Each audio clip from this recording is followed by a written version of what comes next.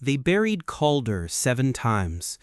The first was at the Battle of the Ashfen Crossing, where a crossbow bolt found the space between his ribs and his body went cold in the mud before dawn. They wrapped him in oilcloth and dug the hole themselves, his brothers in arms, because that was the kind of war it was. No priests, no pyres, just earth and silence. He was back before the soil had fully settled. No wound, no scar, not even a memory of the dark place, if there was one, just Calder, standing at the edge of camp, staring at his own hands as if they belonged to someone he'd once known. That was 43 years ago. He has no explanation for it. Neither did the army. They kept him because men who cannot die are useful in the way that good knives are useful. You don't ask a knife how it feels about cutting. You just point it at what needs to be done.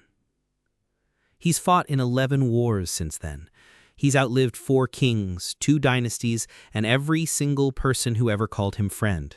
He stopped learning names about 20 years ago. It was easier that way. Names become graves. He's filled enough of those. The world has changed around him like a river, carving new shapes through old stone. Cities he once burned have been rebuilt so many times they no longer remember the fire. Languages have shifted in his mouth. The words he was born speaking are now considered ancient texts, studied by scholars in buildings that stand where his childhood home once stood. And yet, Calder remains.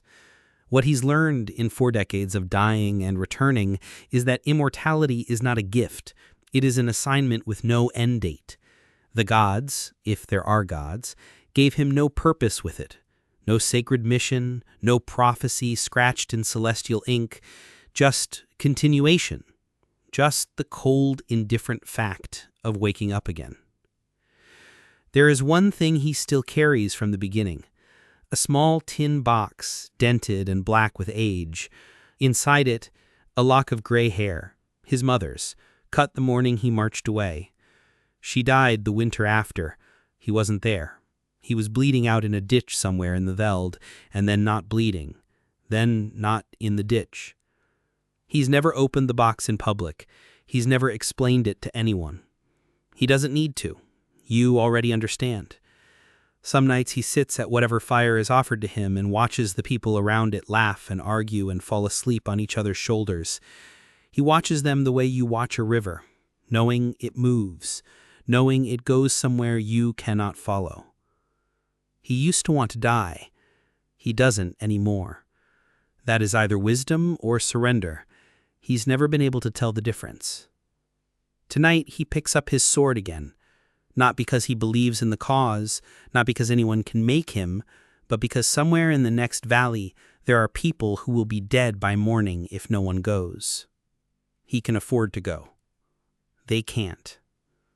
He picks up the sword. He walks into the dark.